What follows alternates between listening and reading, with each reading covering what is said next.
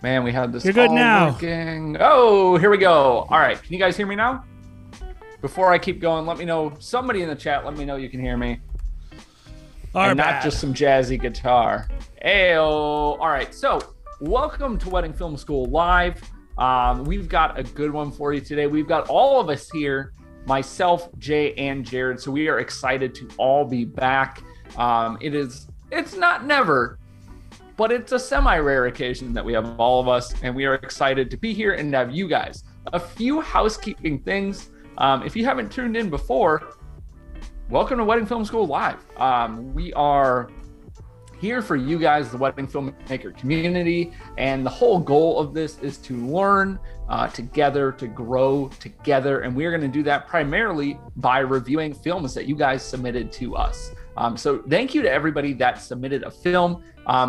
If you want to submit one of your films for review, which we do absolutely for free, you can do that. One of us will post it and pin it in the comments right now. Jared, if you could do that, that would be wonderful. But it's just over on our website at weddingfilm.school, and then you click the live review button. Fill out the form for us, and you will have a chance to be selected to have your film reviewed. Another thing, as we do this, the way that we kind of review these films, we've changed it over the years. We're going to watch through it from start to finish. You might hear a little bit of commentary from us, while we're watching it. And then at the end, all three of us will go through. We're going to say, one or two things that we like, that we think, this film did really well, or the filmmaker did really well. And then we're going to share, one or two things that are things that you could work on. And the way we kind of approach that is to say, hey, these things I think are kind of that next step that you need to take, kind of the most important things in kind of, making your next film even better. So that's kind of our housekeeping. And we don't only have the Wedding Film School live show. We've got plenty of tutorials over on YouTube, and we have our new channel as well. If you guys aren't familiar, which is the Wedding Film School show, that's our podcast, which we've had for a while now. I think we're on season 2 or 3, but we broke it off into its own channel. So go give us a follow, and we've got a little teaser for you. So you can check that out going next to me about our podcast. And we actually did a really cool episode just recently that just dropped on the audio format channels. It's not on the Wedding Film School show channel yet. And that is on recession proofing your business. So we are potentially headed into a recession, and can a wedding filmmaking business survive? What steps do you need to take in order to do that? So really, really cool episode. Check that out. It should drop soon on the Wedding Film School show channel, but it is available on all standard audio podcast channels now. And we've got a cool opportunity with that too. We're offering some mentorship that's related to that. And to intro that, to bring that information to you guys, here's Jay. What's up, guys? So we really wanted to do something that was practical, that actually gave you guys an opportunity to take what we're talking about in the show, test it out. The other thing that we're always looking at is ultimately, I know it can be hard to look at your own business, your own wedding filmmaking business, and kind of think how am I doing financially? So it's not just about recession. It's about if there was a downturn, how stable am I? How stable are we? And as a business. And so we have a 1-hour coaching, special pricing, $250. Head over to weddingfilm.school/coaching, or click on the coaching button on the homepage. And then we have a special consultation coaching session where we're going to kind of dig into your marketing, lead generation, and just some of the things that we're looking at that will actually determine how am I doing if there is a recession, how will I handle it, all that good stuff. So that's kind of it, Bobby. Kind of excited about that. Yeah. Should be good stuff. Well, let's hear from Jake. We heard from Jay. Let's maybe hear from Jared too, since he does exist. Welcome, Jared. What's up, guys? Hey, I'm really excited about today. I would encourage everyone to listen to that last episode with Jay and I, the Wedding Film School show about recession, because I think we're all at this stage where we're probably all really booming, doing really well, staying really busy. Hopefully you're staying really busy. But it's what is next year going to look like? I think there's going to be a natural fall off, but also what if it's more than just a natural fall off with everyone talking about recession? So I think it's a really good episode. Hopefully you get something out of it. It's definitely worth checking out. Definitely worth talking to someone like Jason about just not only recession proofing your business, but also just talking about business health in general. I think there's a lot of pros to that. So definitely check it out. It's going to be cool. Yes, for sure. Love it. I'm moving you around in your box, Bobby. So just so people know, they're what's going on the side with Bobby? I'm just trying to optimize. Oh, yeah. Make it perfect. Tiny little floating head. You are a tiny little floating head. Cool. Okay, so before we kind of get into our first film of the day, one thing that we always like to ask you guys that would just be super helpful to us is go ahead and hit that like button for us. I know it's lame. I know everybody on YouTube says it, but we appreciate it. It does help the stream. Make sure you're subscribed if you are not already, and also subscribe over on our new channel, the Wedding Film School Show. And if you want to really stand out as an amazing member of this community, feel free to even share the link to this on a place where you could share a link. And other than that, I think that's kind of all of the housekeeping stuff. I think we're ready for some films. Let's do it. So, Jared, why don't you tell us about the first film in our little spreadsheet? Sure. Hey, let's kill that jazzy guitar, yeah? Yeah, let's turn it up for one more second. All right. I'm wondering what everybody this enjoy. artist was thinking about when he created this jazzy guitar. He's probably just He like, was thinking about jazz and guitars. A sunny 90-degree day in New England. I think that's what he was thinking about. That's definitely what I'm experiencing today. Jay, is the first one from Zachary Willis? I just want to make sure that we're doing this correctly. Nope. Nope. I can intro it. There you go. I've got it here. Jared can do the next one. So we've got Phil Caldwell, right? Yep. I guess I should check too. There we go. So Phil Caldwell, who, let's see, company name listed as Phil Caldwell, retired wedding videographer. So we're in for a treat. I love that. And I know Phil's in chat. So I love that. I believe, well. Phil, Okay. are you from Scotland or England? Yeah, let us know. I know you're not US based. Because I know you always come on the stream and you're like, hey, it's 4:30 in the morning. Yeah. I just woke up. Or occasionally we'll see at the end. Wales. Like, sorry, I knew that. overslept. I knew that, Phil. My bad. All right. Anyway, he's Welsh. All right. So, zero budget film.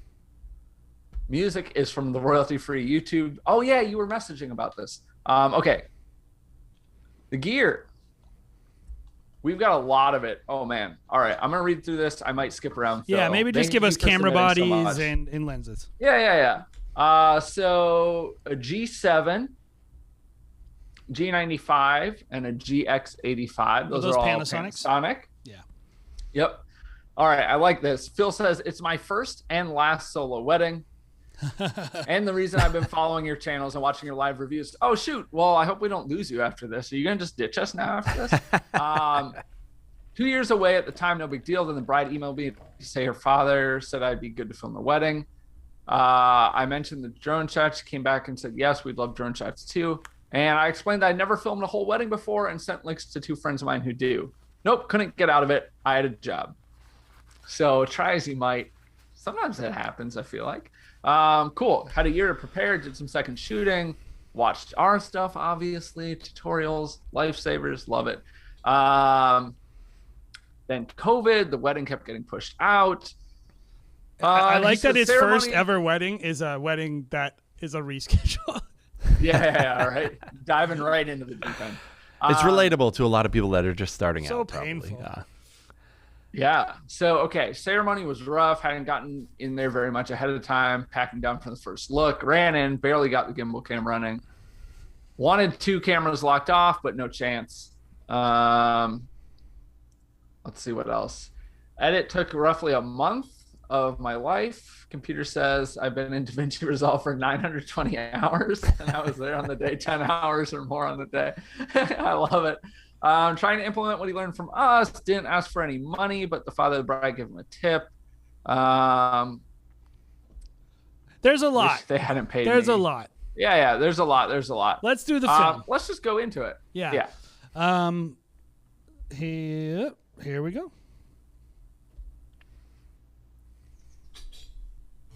Whoops, wrong one.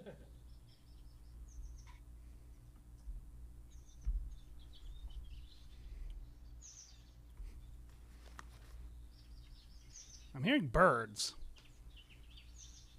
Good afternoon, ladies and gentlemen, and a very warm welcome to all to Coidermuster Hotel, a lovely venue for the marriage of Mark and Liz.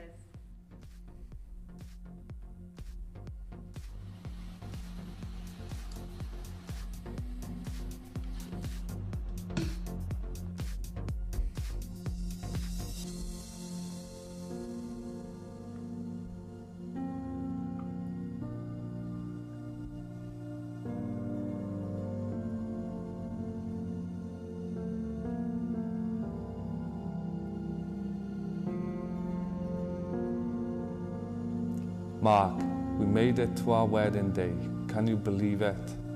After 12 years, I finally get to marry the man of my dreams and proudly call you my husband.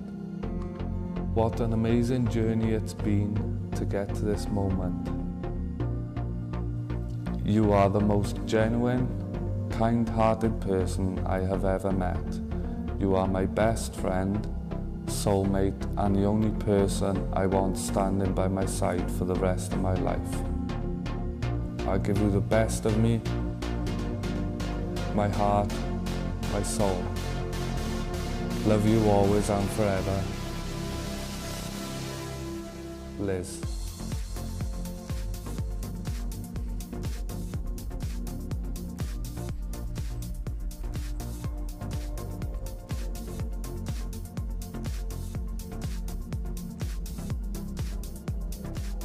That girl's hair is smoking.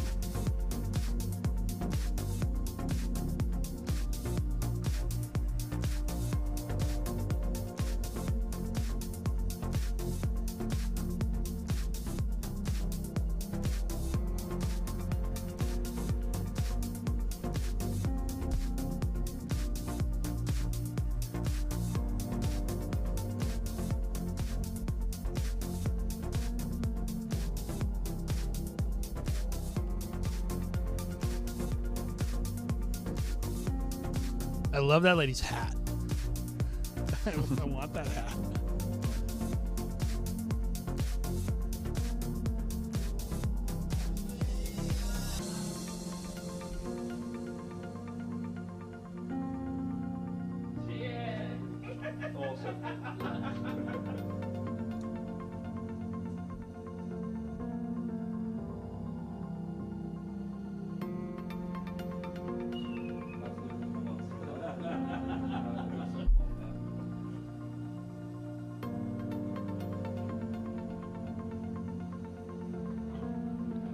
I like that lighting.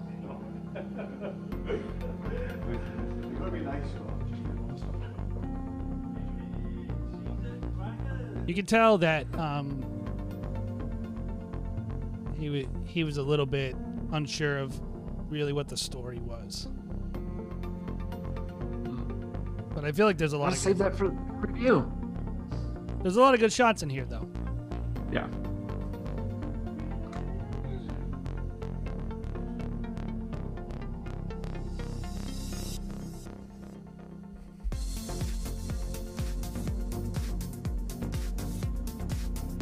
Cool composition. Yeah, there's a lot of interesting ideas. I like the way he's using foreground a lot throughout it as well.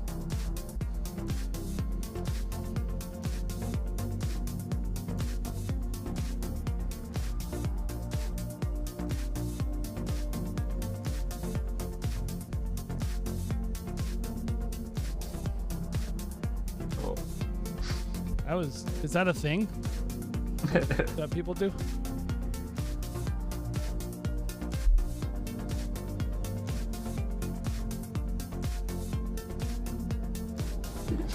Oh, you look lovely. Thank you. Yeah.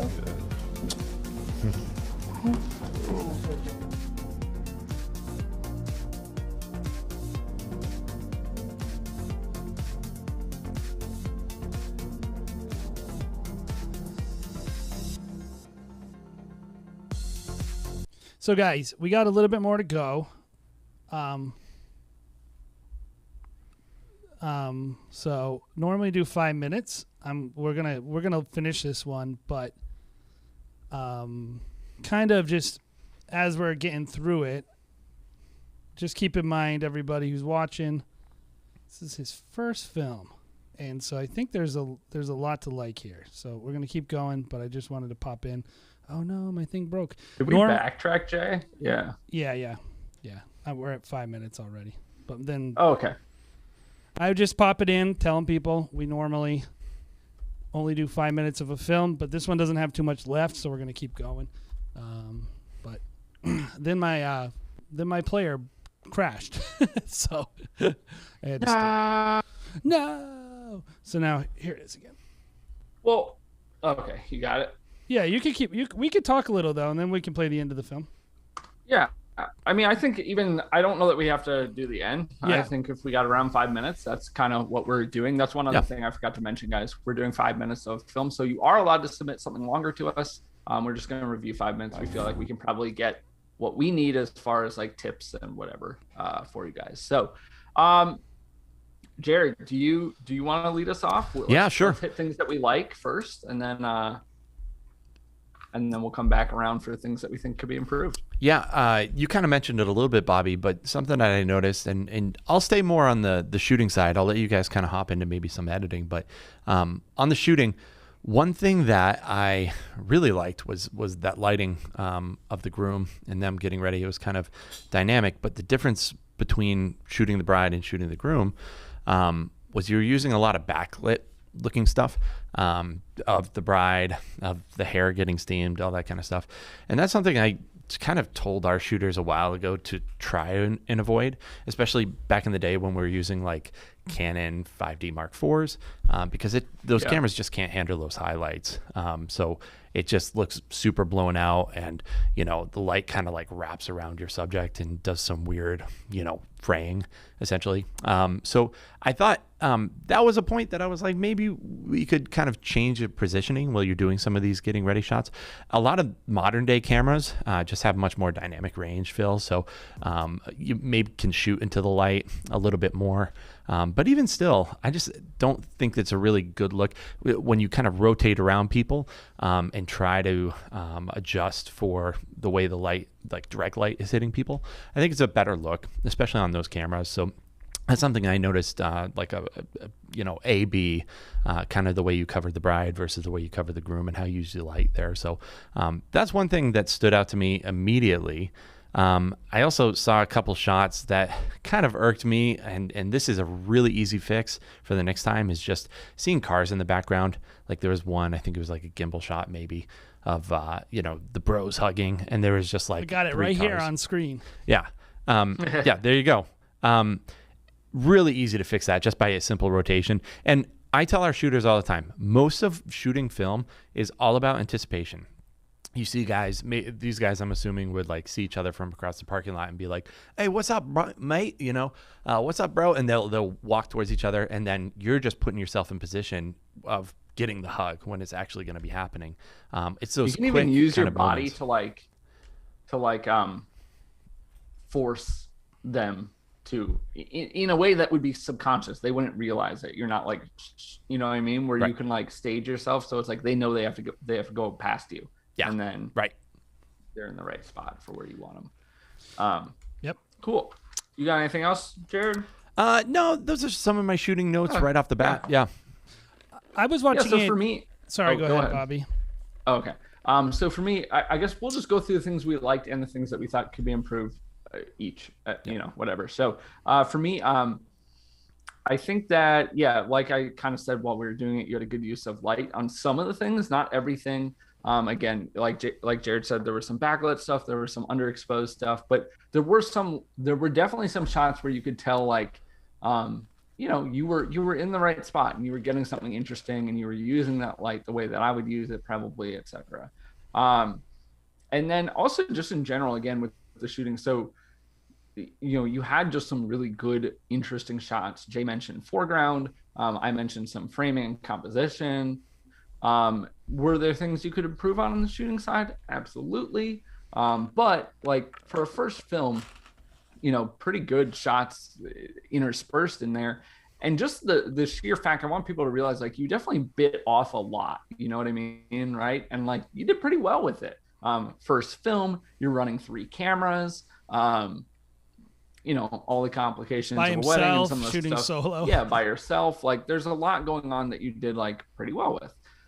The two things a couple of things that I really think that you could improve on, although Phil probably doesn't care because this is his first and last wedding. So hopefully this is helpful to somebody else at least. One big thing right off the bat, the letters. He was reading the letter that she wrote to him. That really this is maybe personal to me. I know some people agree, some people maybe disagree. I like the reaction of him reading it. Awesome, love it, want it, include it in the film, whatever. But his words reading what she wrote and what you chose to include, hard for me, takes me out because I hear, I can't wait to be your husband. What a great man you are, etc. And it's in a man's voice, which, nothing wrong if it's a same-sex wedding, but it's not. Yeah, when I was reviewing it kind of throws you out. Bobby, I literally was like, I had it on in the background, not reviewing, when I was recording and capturing it. Yeah. And I was like, oh, a same-sex wedding. That's cool. And then I went and looked, and I was like, exactly. So that was my first thought too, which again, like nothing wrong, but if it's not a same-sex wedding, I think you probably don't want to give that off. And then the other thing, I know, like, again, you didn't pay your music, you used the YouTube music, and you were kind of laughing and joking about it, and etc. I think it doesn't really match well. Like, you can tell, not where it came from, but kind of the level of where it came from. And then I think also, if you're going to use something that's kind of upbeat, like, I don't know exactly how to explain it, you can match it better with the edit. So it was kind of a slower paced edit throughout, and it had kind of this upbeat, fun, music. And so those kind of like clash a little bit. So those are kind of my thoughts on that. But with that said, again, like, for a first film, which we love reviewing first films, I think this is a solid one. Hey, before you hop in, Jay, I'll just kind of echo what you were saying, Bobby, with having the groom read his letter to the bride. I learned that from you when we were in California shooting that behind the scenes, that how easy it is to get that. Because typically when we used to show up to weddings, it would be like, we'd show up to the bride, she'd already have her letter from the groom. And it was kind of like, by that point, I can't go back and bring the letter back to the groom. And so kind of talking them up beforehand to be like, hey, this is what I'm thinking. It's much better if the groom is reading his letter to the bride, and kind of talk them through it. And they're like, oh, that makes sense. So just hang on to a letter, or have a second letter, still in your room. So like, when I get over, you can just read it. What I do, I have a questionnaire that I send out to everybody before their wedding, about a month before. It asks them if they're reading letters to each other or planning to write letters. And it also asks them if that's something that they want recorded. Not everybody does it. Some people do. Some people don't. It gives them the option. It also gives me the option to use it. But if they do check yes, that they are writing letters and they want it recorded, in my email response to that, I explain, hey, here's the plan for the day. I want to capture you guys reading your letters, but I want the audio from the letter that you wrote. So keep the letter with you that you wrote, keep it unsealed. After, I'm going to pull you for 3 minutes during prep, go somewhere quiet, have you read it, and then we can seal it up, and either myself or your photographer will facilitate the exchange of letters when you guys are ready. It's all about pre-production. Really, this was like the real hack for me, where I was like, oh, this is such a good idea, is where you had the bride go off by herself in a room where you weren't even in there. And you're just like, read your letter, talk into my lavalier microphone. So they're able to get it super close to their face, so it sounds really good too. And then they're done. And there's no pressure. There's no one in the room. They're just being super authentic. Especially if you plan on just using it as a voiceover and not like a bunch of... I like that better. Record them opening it. Maybe I would sneak a little photo or a little video of them, reading it if I could. But I really like kind of just giving them the space to like be and not feel pressured on camera. When I watched the final film, I was like, oh, that makes such a big difference. So little hacks. that's a good in that wedding. That's always a good experience hack. That when you're like, and so it really comes down to knowing how you want to edit. And I said it while I was watching the film, but also now I don't feel like there was a plan, like you had kind of said already. And so I think all the good stuff was said. I feel not all the good stuff, but a lot of the good stuff was said. There was a lot of things that I think were done especially well, especially for a first wedding. And you should do more weddings. That's the first thing I want to say to you. I agree with that. Yeah. You should shoot more weddings. You should get good at this. You should try to get some money. I think you can do it.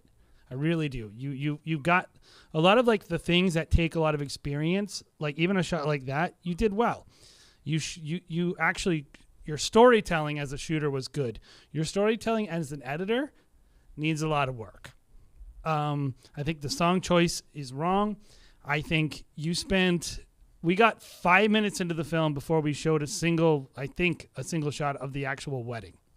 You got to hit 1,000 hours in DaVinci Resolve, and then you're editing 10,000. But you only did 920, so yeah. So like I think like way too much getting ready. In the film, like honestly, like I don't like. How many shots of this mom putting on her makeup do we really need? My opinion, 0.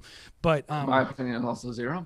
But that's because it's just like, and then like as a storyteller, like this moment just kept confusing me, guys. The one of the two guys doing like a first look.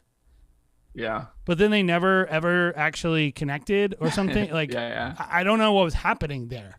Was it a joke? Because we didn't show like a payoff. Like, was he turning around? Mm-hmm. Did the bride come? Like, as a storyteller, like throughout the film, like, what am I trying to do with this story? And that comes with experience. That's why, as much as I would say, like, this is a kind of a boring edit and a bit of a confusing edit. Like, this right here is confusing. This shot, like, I don't know what I'm looking at or what's about to happen. I thought it was getting one of those joke first looks. Maybe it was. Maybe it was an hysterical moment, but we didn't really see it. And so, like, only showing things, like Jared mentioned cars, show things that you want people to see that communicate a message. And I would say this is why you should keep doing this. Keep doing this because the more you do it, the more this stuff will become natural to you, and you will not show 50 shots that don't matter. You'll show 50 shots that really do matter, because I'm sure they're there. I'm sure if I took your film and edited it, I would be like, hey, let's get this here, because this was only 5.5, 6 minutes long, Bobby. Yeah. And there was no reception, which maybe is cultural. Maybe they didn't have reception at a wedding like this. Maybe you didn't. I don't know. But I'm saying, like, to me, the crux of this film is the wedding ceremony. That is the bones of a film like this, especially if you didn't shoot a big party afterwards. It's not people putting makeup on. The film should revolve around the wedding ceremony. That's the cornerstone. So anyway, I think it was really good. I don't want you to be discouraged. A lot of the things you did well, you did really well. And, like, honestly, all the props to you. Keep doing it. Yep. And I would say definitely keep on solo shooting, man. I mean, I know it's your first, but I love solo shooting, especially if the wedding is right for it. Listen to me. I'm right. Jared's wrong. The difference is if you have a second shooter who knows what they're doing compared to just an assistant who essentially are training on site. That is very true. Which we have a lot of assistants who are just training on site. So it totally depends. And it totally depends the type of wedding it is. Like, there are plenty of times where it's Jared where I'm like, I'll do it by myself. Yep. So, yeah. But it just depends on what I'm doing. Anyway, it was really good though, and I keep doing it. Well, are we ready for our next film? Yeah, we're ready. Just as a reminder though, guys, like we said, we have our podcast. We release bi-weekly. Head over to the website. You can see our episodes, of course, Spotify, Apple Music. We have a big Facebook group. Head over to our Wedding Film School Facebook group if you want to collaborate with the community. And of course, we got, normal YouTube videos that we're going to be releasing, product reviews, all this stuff. So definitely check out the channel. And of course, subscribe to our new channel, the Wedding Film School Show. Let's do this next one. Okay. Who we got, Bobby or Jared? I think I won't screw up the second one. Yes. Here, I'll let you know. Read the name and I'll let you know if you're right. Okay, so this one, we have a 2-minute highlight. So this one's going to kind of go fast. This is from Digital Box.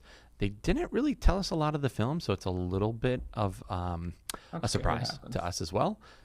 Music is from the music. Speaking of surprise, by the way, Jared, we do have a big surprise later for everyone. So you need to stick around this stream because we're reviewing a very special film. Required. Yes. Are we going to do that at the very end, Jay? Yeah, we'll do it at the a very, very special film. Okay, very right.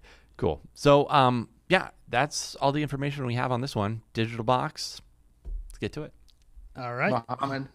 Hey, before you do it, real quick, Jay, just internal conversation. Everybody else, earmuffs for us. Yeah. If you maybe want to mute our mics or something, Jay, because I'm not getting audio really through the Zoom on video. It just cuts out. It sounds like it's cutting into somebody else's mic or something. Okay. And if not, I just won't. We'll talk about it during the film. Yep. Yeah, I can't really hear it. It's not a levels thing. Yes, I got it. Here we go.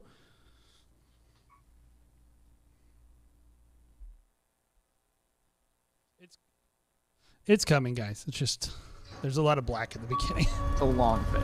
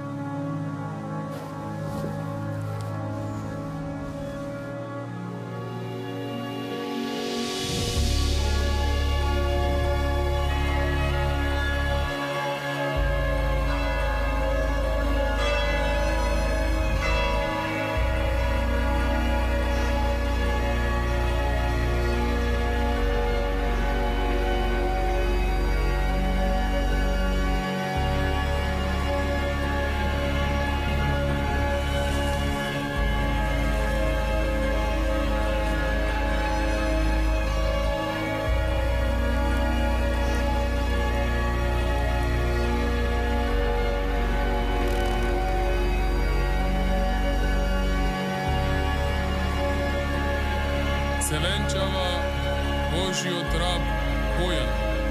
Za Božjata rabina Marija, v imeta na Otecov i Sinov i Svetijog Duh. Amin.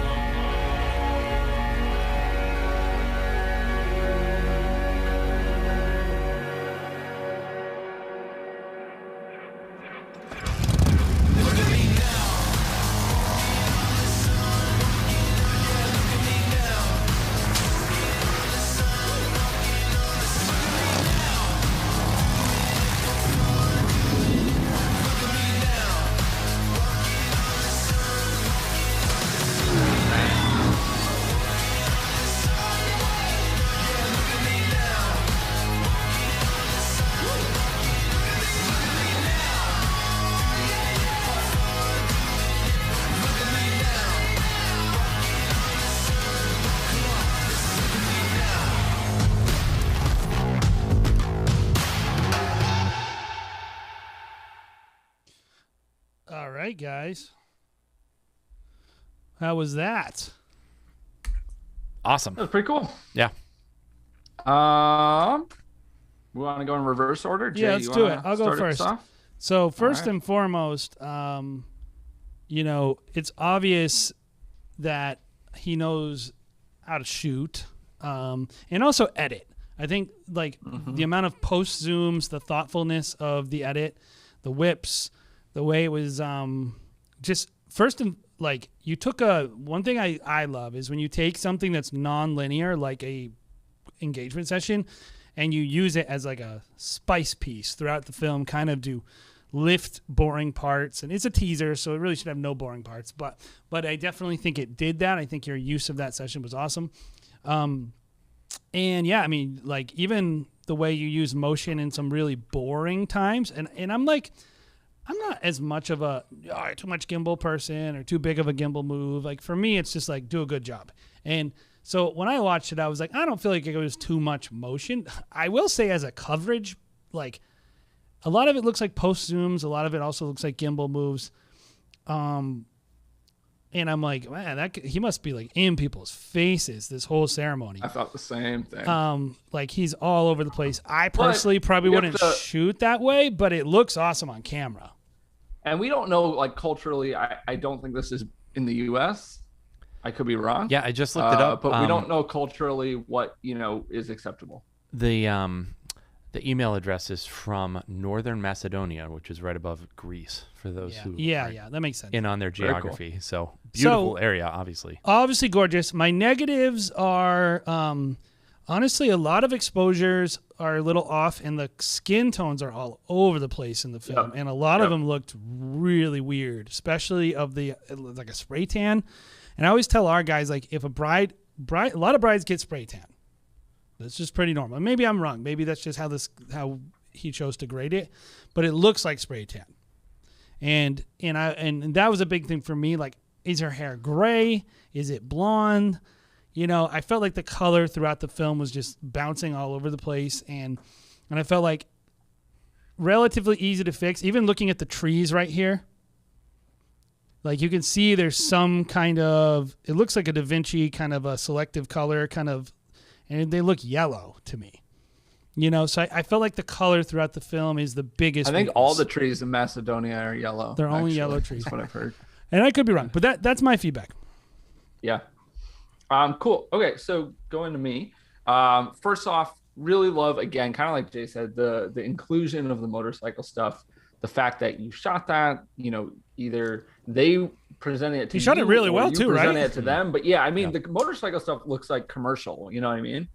Which is cool. And sometimes that can be a bad thing. Like sometimes we've kind of gotten on people, maybe not gotten on them, but we've been like, this wedding feels like a commercial, but I don't really feel like that here. So the moto stuff, really cool. One thing I want to say about the motorcycle, the intro, because you have a motorcycle in the beginning and then you have it kind of towards the end as well. The intro stuff, you have every single shot going to the left, and then you have one random shot going to the right, and that threw me big time.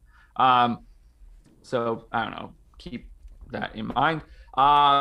Another kind of on the positive side, really great coverage, really great shooting. Again, like Jay said, very clear. You are a good shooter. You know what you're doing. And yeah, intentional editing, intentional shooting and editing, really. Like thought went into this. Yes. It was structured and well thought about. So on the like things to work on side, I would agree. I think the biggest thing for me that would be like, hey, if this were a full film, the biggest thing that I would, spend your efforts on would be your color and exposure stuff, kind of. Some of that might be in shooting. Some of it is definitely in editing, with the skin tones specifically. Like you do have some very all over the place skin tones. Granted, you're shooting like dusk, sunset, sunrise, something like that, motorcycle stuff, and you're shooting broad daylight, wedding stuff and whatever. But even within those, you have some differences that I think we kind of all picked up on. The only other things that I would say, when you hit the beat drop, like, I don't know, 75% of the way through the film, you go right back to motorcycle stuff. Personally, from like a artistic point, I would have gone into the reception stuff and then spiced it up with motorcycles. I agree. think when you hit the beat drop on motorcycle, now all of a sudden it's a motorcycle sequence with reception as the spice. And I would flip that around, since it is a wedding and not a motorcycle commercial. And then I would end on something else. I'm not like a big fan of bouquet toss, garter toss, if you guys do that. I don't really love including it. I don't include it in every film. I'm okay with including it if it works. In the teaser, I'd probably be even less likely to include it, just because I don't think it's a very important thing. But I certainly wouldn't end on it, even if, like, it's upbeat, it's hype. It looked good. Your lighting at the reception was solid. So like, I don't think it's wrong to include it, but I wouldn't end on it. That's not like you want to end with a bang. Like, you want to start with great shots and you want to end with a great shot. Or at least end with, I think, with some emotion, like where it's something sentimental or I would agree. That was my thoughts. Yeah, that's where that beat drop is right there. Yep. And I would agree with you that like imagine if the beat drop and it was those explosions of the I agree. Yeah, that's the shot I would have gone to. And I also in the positive side, the lighting and your reception stuff is great. Yeah, it looks great. I really like it. Yeah. Yeah, I'll kind of echo what you both said, and obviously great shooter, like very thoughtful. I think that's the word that we've used. Like, one transition that I really loved is when she's like spinning in the room and then without her dress on, and then all of a sudden she's in the dress with like a flash. I thought that was really thoughtful. And those are decisions that you're obviously making on site. Like, I'm going to mirror this shot without the dress on and then with the dress on so I can do something. So obviously you're thinking about what story you're telling.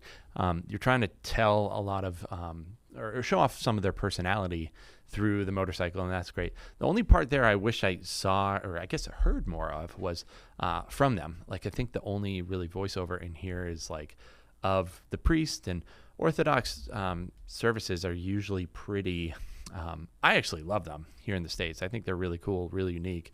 I love kind of hearing people sing through an Orthodox service. I think that's really unique and cool. However, I wish I did hear more of them, because I feel like I would have gotten to know them a little bit more, and I would have liked them a little bit more. And honestly, that's from my perspective as somebody in a different country, like watching a wedding film. I wish I got to know them. But also, I think the bride and groom, people just like listening to themselves and hearing their own voices. People say they don't like to hear their own voices. They're like, oh, it's weird. But I do think that they like to maybe hear their spouse's voice. Liars. Yeah, I do think actually people, when they say that, they're like, I'm just not used to it. But people want to hear themselves. They want to hear maybe some of the people that they love as well. So wish I got to know him a little bit more there. I'll say, and dive back into like shooting. He's like he or she, I should say, a foreground master. Like, the amount of foreground that they're using. And I think you guys are right. Like, they're right on top of them for a lot of this, especially the ceremony. But the use of foreground, whether it's like peeping through, some doors to look at the dress, is really exceptional, I thought. And I think that's a way that a lot of times you can make an average shot of like a dress be much more interesting and cause like a point of like a good focal point at the end of the day, just by finding some good foreground. And it also tells a little bit of a story. Like, as a photographer, I always tell people, like, don't just have someone look at the camera and like stare off. Like, have them bring up their hands a little bit more. Like, the kind of annexed accessories or annexed kind of environment can really play a role in telling a better story. So think of foreground elements that way too, I think is a big deal. Also, the thing I loved about this film was the sound effects, right? Like whether it's the motorcycle, or I even liked when he was like touching his suit, how it kind of felt like you could hear the scraping of his hands up against it. It just kind of gives a little bit more texture to the film. I thought they were a little too loud. Maybe a little bit loud, but I thought it. But I like the idea a lot. Yeah, it would definitely be much less impactful if he wasn't using them at all. And I think that's something that people don't do enough, and it makes it. So guys, I got a comment. I was going to throw you guys your way from Grant Fitzgerald from Fitzgerald Films. He said, "What's one key thing to consider?" Bobby went away, so just as a heads up, Bobby, your camera died. But what's one thing to consider when you're trying to get consistent skin tones throughout the films that you're editing? Jared, why don't you answer first? Well, I think it's hard because your lighting is changing so much. But I think just focusing on your white or your grays, being consistent across the board is a big deal. We just had a bride who should I tell this story, Jay? Yeah. So we just had a bride who was like, saw her teaser, and she was like, why did you guys add so much orange to the reception footage? Like in her mind, she probably was thinking of this like Pinterest board of having this really like white room.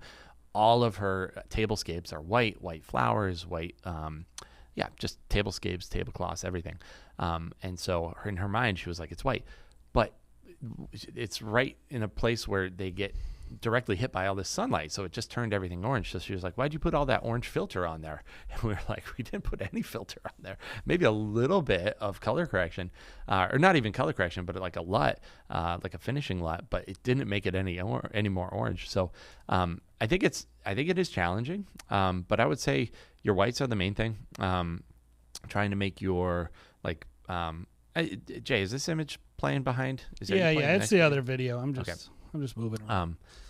I would say that's a big deal. I also personally, the greens are a big deal to me too. If you have your greens changing from like orange to like minty green, obviously that's a big, because most of our outside shooting is oftentimes going to have a lot of green in there too. Well, and actually leaves have a lot of colors, and full spectrum light which is sunlight, will bounce all kinds of colors back to you. So you need to be careful. Right. That's difficult. And so sometimes when we have a shot that is like, say, under like a willow tree or something, so it's bouncing a lot of green on somebody, I don't want to make the whites necessarily be too white, because I just know that, hey, they're under a tree. Like it was green like this. So maybe I adjust it a little bit, but I don't go full just trying to make her dress white. Because that's not actually how it looked. And if you do that, it'll make your background, it'll add like a lot of like weird magenta to your stuff that's not underneath the tree, if that makes sense. So I think those are key. Jay, you're kind of more like a color master, I would say, when it comes to post-production. What do you think? I think a couple things. If some are just over the top, like using a color managed workflow, which is like you have a color managed space you're editing in, color managed screens, everything, I think the other one is using a vector scope and using a skin tones line, which should be like, around like, if you're looking at around like 11 o'clock, for good skin tones around in the inside of there. Like if you're looking and like the vector scope is not around that place, I think you might be getting some unnatural skin tones. So I think a lot of it, but then I think a lot of it too is just like I don't shoot that way. It's not like I have a vector scope and I'm looking at it. I'm focusing on white, like if I can handle, like if she's wearing a dress, this is a quick hack. If someone's wearing a dress all day, ideally you're pretty close to looking the same all day in all your shots. That's ideally what it is, unless you're trying to reflect the light that they're in. So I would say you want to kind of know what it looks like in a neutral lighting environment, know what the dress looks like in a warm lighting environment and in a cool lighting environment, because it's okay to reflect changes in light, but you don't want it to be a change in skin where it's like, why is that person suddenly have like, and I think a lot of people, Jared, that I noticed, their saturation changes on the skin tone. And that's what bothers me the most is when I see a super saturated skin tone and then a super desaturated skin tone in the same film. So anyway. Yeah, even like we had a film I was kind of doing some work on. Actually, it was that same film I was just talking about. And one shot to the next, the camera operator just rotated a little bit, so there was less light coming into the lens, and it was more of like a clean, direct shot. And that made a big difference. They had the same exact LUT on there, but I was like, why does this look so much more saturated than the last shot? And it was because just flares hitting the camera, which can make a big difference. And for us, I was just like, don't even try to correct that. Just get rid of one of the shots, and it'll feel a lot more smooth.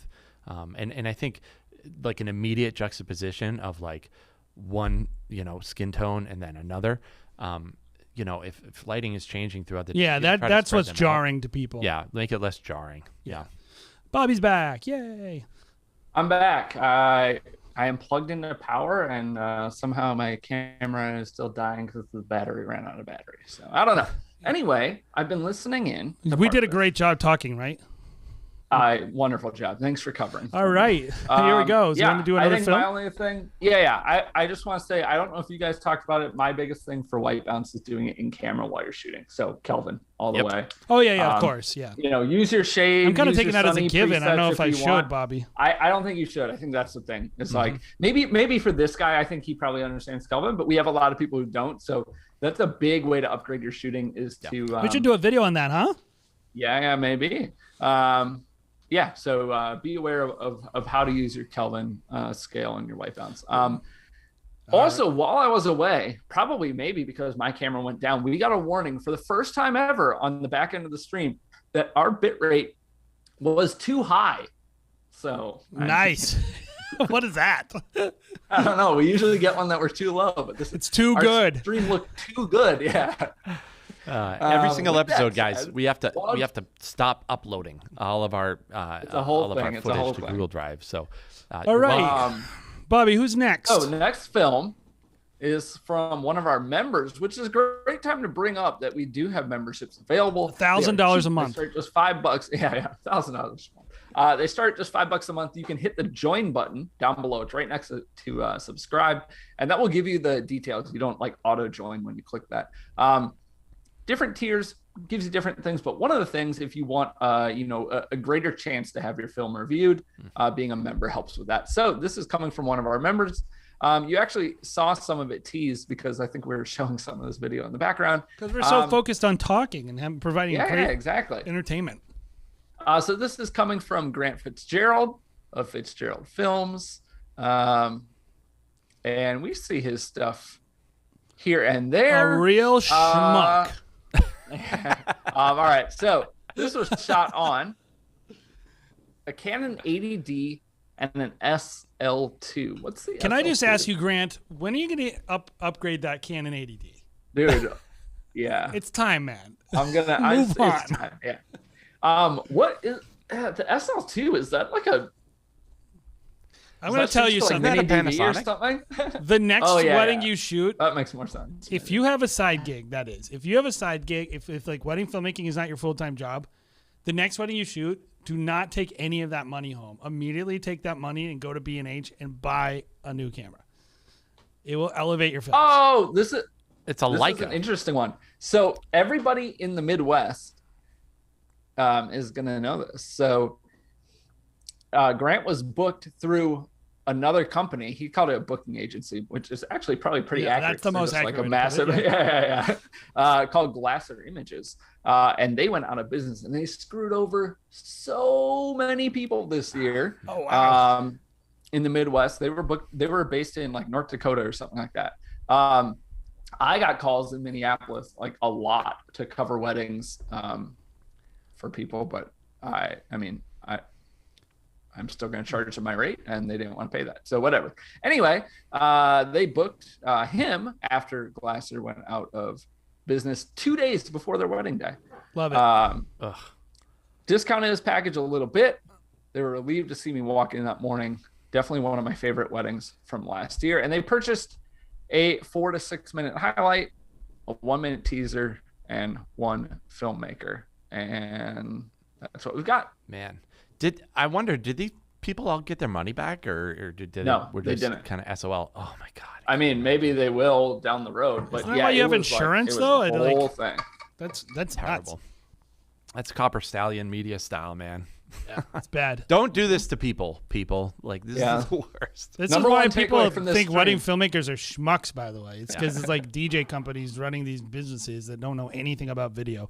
You talk to them, you're like, how do you edit? They're like, what's editing? Like, what NLE do you use? Dude, no, Grant's saying that he's waiting for this local place called West Photo to get it. Just order it online, man. So the SL2 is actually a Leica, Bobby. Yeah. You I shooting thought- on a Leica, no, Grant? it's a Panasonic. I don't think it's an SL2. I think it's probably something else that he's shooting on. Anywho, Leica SL2 mirrorless camera. it's a cool camera, but I don't know why you would go from 80D to a camera that expensive when you could buy two R6s for the same price. That's just me randomly inserting myself into your... It says a Canon SL2. It says Canon Rebel SL2. I don't know. Anyway. Here we go. To witness the holy matrimony of Amanda and Will.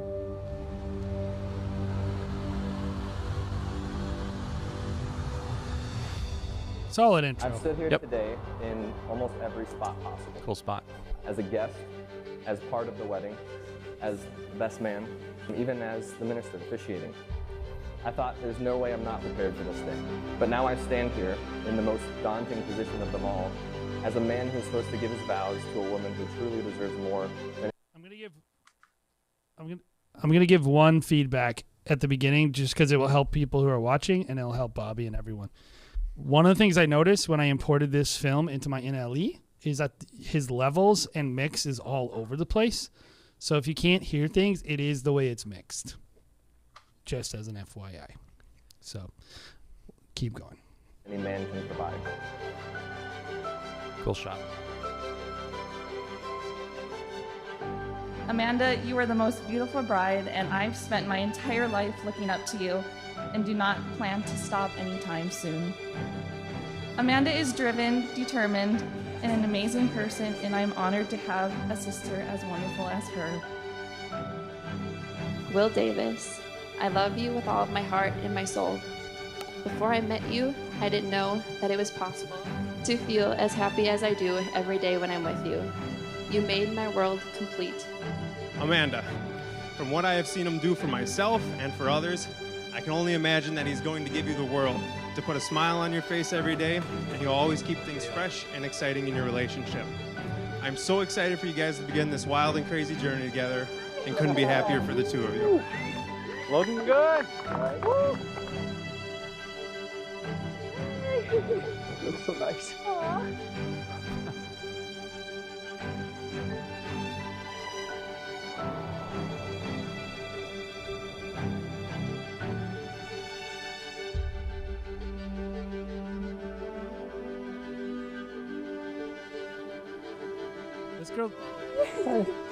This girl did a first look with like everyone. I heard she did a You first have the look with deepest, Grant too. most kind heart. You're a woman with more love than I ever dreamed possible. You're a woman more beautiful than I ever dreamed possible.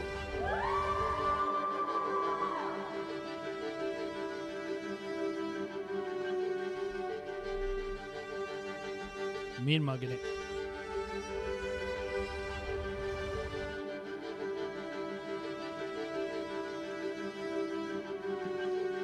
I still wonder and ask God sometimes why he made me so lucky. And I thank him every day that I get to spend my forever with you. I love you so much, more than you'll ever know. Now let's go get married. Now, by the power vested in me by the state of South Dakota, I now pronounce you husband and wife. You may now kiss. Look at that mic. It's like That's the instinct binder. I'd like to raise a glass to Amanda and Will. I love you both so much. Words cannot describe how happy I am for the both of you. Your new journey starts today. I cannot wait to watch you two build your new life together, have kids so I can become the cool aunt, and be your forever third wheel. Cheers.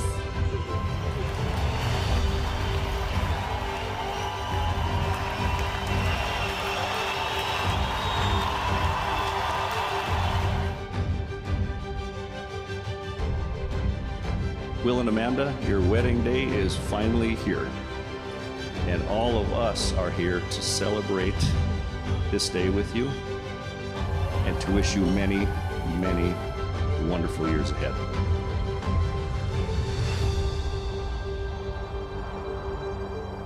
I will follow you anywhere you go and anywhere you lead me. Hand in hand, heart in heart, I promise to be yours forever. After this, we are joined together for the rest of our lives. But as far as I'm concerned, the time we have together on this earth will never be long enough. And I can't wait for the adventures that we haven't even dreamed of yet.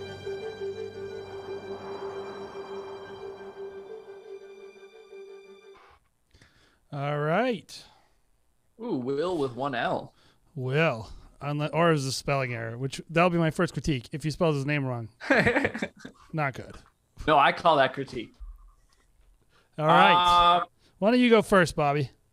Okay, sweet. Okay, so things that I liked, and I wish, because I know we reviewed one of your films like a week or two ago too, and so I feel like this is different from your norm. Is that in reverse? I don't know. Anyway. Hey, give me my time, Jay. Sorry. It was just... But so one of the things that I really liked in this film, especially in like the first half that really stuck out to me, was you just have really great framing and you are using almost entirely locked off shots. Like I know one of the first shots was like the invitations, right? And you're maybe handheld, maybe on a gimbal, but outside of that, like we don't see a gimbal shot in this for a long time. I really like that. I think that is something more people should do, at least to like, maybe you don't use it in the edit, whatever, but just like do a lot more shots like that. This is like your basis for great filmmaking, great lighting, great framing, great composition. I really liked your detail shots early on. The rings and the shoes, it's just this like, it's almost black and white. It looks really cool. And you also have a lot of really great use of like foreground throughout. And that kind of just goes to that composition and framing. Like you're just focused on what's in frame and not like, how should I move my camera? And I think a lot of people could do that better, including myself. Things that I didn't love, things I thought you should do or could do better. I don't love text in the intro. I don't love it in general, but I also distinctly don't love, I don't know if it's your font or if I'm just like, I don't love text in general, so I don't like it automatically. I don't know. That's a small one, maybe opinion based. Editing wise, so we hear, I think it's the first time we hear one of the toasts given at the reception, and it's from, I'm assuming, the maid of honor. And we hear that for the first time. The first time I think we maybe hear a female voice, or maybe it's not because my audio is kind of cuts in and out while I'm watching it, unfortunately. But we hear that while the bride is reading a letter, and we see a shot of her reading the letter and shots of the letter or something like that. And I would have shown the speech giver earlier to establish who it was, because I thought that it was audio. I thought you had the groom read, or the bride read the letter that she was receiving. So that's where my mind went right away. That's kind of a small thing as well. And then like one of the biggest things, and I don't know the exact fix, but your lighting on the speeches, I think could have been better. It looked really, really dark in there. It looked like your light either wasn't close enough or wasn't bright enough. Their skin tones outside of where the light was hitting was pretty like pink, magenta. So yeah, I don't know. Those are kind of my thoughts. So I can go next. I was watching it and I was thinking, what's the best critique to give? Because there's a lot of little things that I think can be changed throughout the film. There's some white balance issues and, inconsistencies in those areas. And even like stuff like, I felt like a lot of times when you were like I could tell you were shooting on like a 24 millimeter or something a lot throughout the day because the barrel distortion on that lens was super significant. I would notice it whenever you'd compose people at the bottom of the frame. It would be like wow, wow, like an orb around it. And I would just say either getting a lens with less distortion or maybe composing people a little bit more. I also thought whenever you did this shot with this exposure, it didn't work for me. It was too much not one way or the other. I felt like it just... Yeah, that's a good way to put it. I feel like you need to either go darker or lighter, but this just doesn't work for me. Like I want one thing to be totally correctly exposed, not. Well, the thing is, yeah, you have these like your shadows that have a little bit of detail in them, but your highlights aren't like, it's not this like super high contrast blacks against bright. Your highlights are brought really far down too. Yeah, it just looks poorly exposed. And then I brought up the audio. Like this is because I was able to look at the file, guys. But you could hear it. Like at one point, actually, if you look at the actual audio in the waveform, the very end of the audio actually peaks out, but the middle is like half as loud. And I would encourage you like use your audio meters when you are going through, and actually doing a mix, because you want to be looking at, am I hitting some consistent levels throughout my film? It doesn't mean it has to be the exact same volume throughout the film, but you need to have the relative volume of the low parts be the way you want it compared to the high parts. And I noticed that. But my biggest thing about a day like this, I was thinking, what would I do if I shot this film? If I was shooting it, and if I was at a wedding like this, and this is nothing negative about this couple, but I'm like, okay, we're not at this really fancy wedding, Jared. Like this is this is normal folks getting married, sweet normal folks. How do I elevate it? How do I obscure things and highlight things? And when you look at something like this, a lot of times the decorations aren't really going to lift it up. The room isn't going to lift it up. And so you have to be a little more clever. And so this is like bad advice, but also the first thing I thought is look for ways to elevate a film and kind of obscure common moments and highlight either high end or emotional or things that kind of portray the day in the best possible light. And I felt like there was a lot of times like there were opportunities to actually level up the film just in what you chose to show and not show. And I felt like you were kind of just showing a lot of like super wide shots of a really meh room. Like even the way it looks like they just flipped the room, Jared, where the ceremony was, and they did the reception in the same room. Can you portray them in different lights so that's not obvious right away? I just felt like looking for ways to elevate your films through how you cover and obscure and reveal things in the edit. Kind of like I just felt like that's not advice because I wasn't there, so I don't know what you could have done, but it is a thing I felt like would have improved the film. Yeah. I think one of the things that I did really enjoy about the film, and I feel like Grant was working with what he had, was leaning into the couple. Like the couple was like, man, I love these people. Like, and that's the difference between, I think the last film that we watched and this film was like, I felt like I got to know this couple. Like this couple definitely felt more than the last film that we watched. Like the groom's crying as the bride's walking down the aisle, and there's a lot of speaking beforehand, and a lot of the toasts are talking about specifically the bride and the groom and their personality and their character and all these things that really like make people shine. And the cry too. Awesome. I mentioned to say, Jared, the cry was awesome. Oh, beautiful. And it's a great way to show that shot. That's a perfect shot where they're in the foreground walking towards them and he's sobbing. Agreed. A soppy mess is great. I will say in terms of framing, Bobby kind of talked about it a little bit. I like the framing. I kind of felt like throughout the whole film, you have a lot of foreground, and I almost felt like you were trying to shoot for like a widescreen type of frame, something that is not anamorphic, but more of just like, widescreen. Because you have a lot of headroom on a lot of your subjects. Yeah. Like even like, a lot of these shots, you could crop that top part out, and I don't know, like a wider screen kind of does look a little bit more elevated in general and more epic. I think. Can I jump in on this one, Jared? Because I love your point, and I was like, should I talk? But I think you made a great point. This shot in particular. Yep. I was like, man, if you would have cropped it in, it would have looked like she was walking right off the side of the frame. Right. Instead of just like, I don't need all that tree. That top quarter like it doesn't really do a lot for the shot. And if you're in there, it allows you to kind of be in that moment, I think, a little bit more. And I would say there was a lot of moments like that in the film. I think he has a really good eye for composition, but I think cropping it in a little bit more, or maybe doing a little bit more of like a widescreen frame would do wonders. Yeah, I agree. And then the last part, I did notice some when you did pull out the gimbal during the reception, there's a little bit of a bob on some of those shots that, I don't know, sometimes I feel like your stabilization can kind of wobble those out and make them seem a little bit more smooth. But I find it's really hard to shoot detail shots, especially when you're doing like some parallax stuff from far away, without getting a little bit of that bob. I did notice that a couple times, and that's just, using your gimbal over and over and over and over again, noticing it in post, because that's the one thing that's kind of hard to get out in post. You really have to shoot that on site well and kind of do your heel toe really well when you're walking around with gimbal. So that's what I would say. Like that one shot that you just showed of her, the close-up of her, that was her looking up at the camera. That would have been amazing as like a widescreen shot. Like the top is just like ugly trees essentially.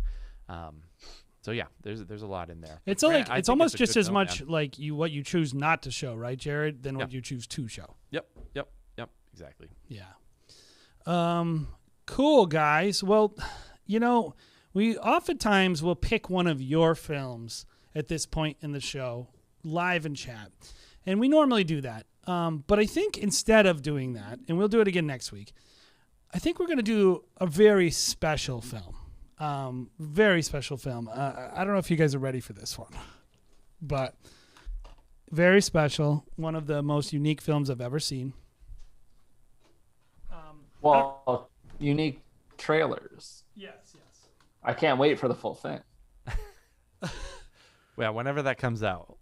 This is not the one. You may have seen this already. Not this.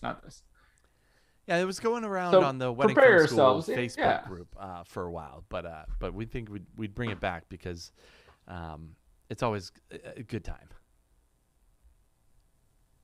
This is just, I'll give you a heads up.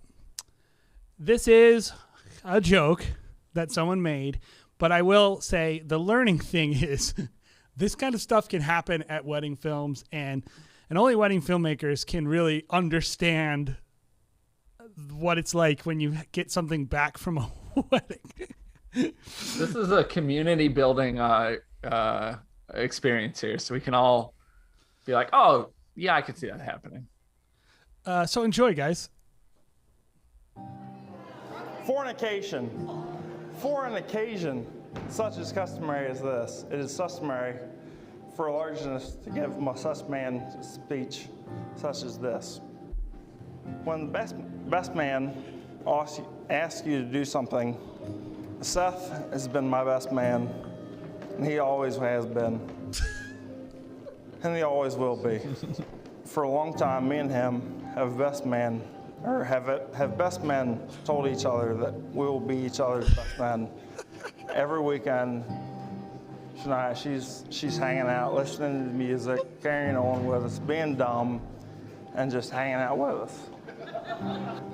And me and Seth we've always hung out. Any chance we got, any chance we had separated, we chance together and get back together, get back and chance together and separate. Can't wait for the full feature. The full one is going to be audio. 10 out of 10. So this is the actual, 10, maybe I don't even know. The actual speech. Yes, sir. Lord help us all. Oh, Lord help us. So I'll just kind of go like, this is about 4 minutes in real time of him standing. He needs a little help. At one point, his friend comes up and goes, "Hey man, your speech is in your pocket." So he helps him find it. Finally, 4 minutes in, this guy gets going. Let's do this one more time for our best man. Let's give him a round of applause. We'll just play the beginning because it's the best beginning to a speech ever. Fornication. No. Fornication. For an occasion such as customary as this, it is customary for a largeness to give my sus man a speech such as this. He goes on. I love it. Yeah. My favorite part is that there's a point in the first video we watched, the first video of this, the teaser or whatever it is, where you can hear the audience just laughing in the background. Like, what a show. I hope I hope all this was done, I hope everybody just found it hilarious, including that guy. I'm sure the bride and groom did. Obviously, everybody there. Like, it looks like the bride and groom did. I really do hope the bride hope this guy, wasn't mortified. She looks pretty pissed to me. Yeah, maybe. But, that would be a little bit fair. I hope he lives it down too. You know what I mean? Like, a little bit. He's got to catch shit. So he did say in his speech, Bobby, that they agreed to be each other's best men. And so the only thing that this groom can do to this guy is he has to get so blasted. One up him. Yeah. Like, I don't know, take mushrooms or something. I mean, if he doesn't say fornication as the first word in his best man speech, then he's not doing it right. Oh, man. Yes, I would agree. How would you feel, Jared, if every single one of our speeches for a year was this guy? I mean, not that bad. You would probably have a great time editing those films. I mean, we'd have a lot of wedding film school content. I'll tell you that much. I have a lot of outtakes. Yeah. I do like that. I saw this floating. This was a while ago that I saw this floating around, so I don't remember who made it. But I like that. They kind of just leaned into it, and they're like, "Yeah, this is gold. I gotta put together." Yeah, and they hugged. Like, this is just too, Yeah. Yeah, they hugged. I think it's like stuff. Here's what I'll say. I'm not trying to make fun of this guy and make fun of these people. It is funny. The composition was actually pretty solid. I think he did a good job. But although I think the lighting is but not necessarily their fault. This is what I like about weddings. Like, when you're shooting a wedding, we've seen like a range of things. We see these fancy wedding where they're riding on motorcycles, and that guy is clearly like, I don't know, owns a yacht or something in the Mediterranean. And then we see... is an arms dealer. Yeah, something. And then we see a wedding, like, clearly young Christian couple, in love with each other and super excited to get married. And then we see something like this. And I feel like it just gives you, like, the full breadth of what it's like to be a wedding filmmaker. Which is like, you are involved in people's lives, in their best moments, maybe some of their worst, some embarrassing, but it's real. It's real. And what we're doing is real. And so for me, I looked at it and I'm like, I mean, it's funny. It's a little embarrassing, but it's real. And it's what we actually do for a living. Right, guys? Mm-hmm. So that was that. So thank you guys so much for coming on the Wedding Film School Live. We love having you guys every week. We'll see you guys next week. We got a really special podcast we recorded this week with Daniel from The Music Bed, talking about just all kinds of crazy stuff that has to do with some of the issues. Any of you guys that are having your videos taken down on social media, we talked about that. We talked about something, their model for finance. One thing, Jared, wasn't it cool to hear like his heart for artists?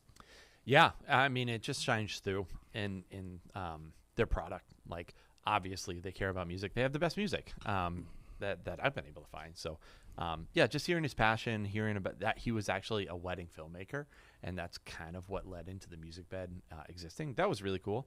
But lots of really good information. It was one of our favorite interviews that I think we've done, and that's going to be coming out next week. So definitely check it out. It's going to be awesome. I definitely learned a lot from it, and thought it was great. Yeah, guys. So without further ado, we're going to say bye-bye today. And really excited to have you guys on, and hopefully you guys are submitting for next week, because we cannot wait. We're going to have another round of Wedding Film School Live next week. Have a great day, guys.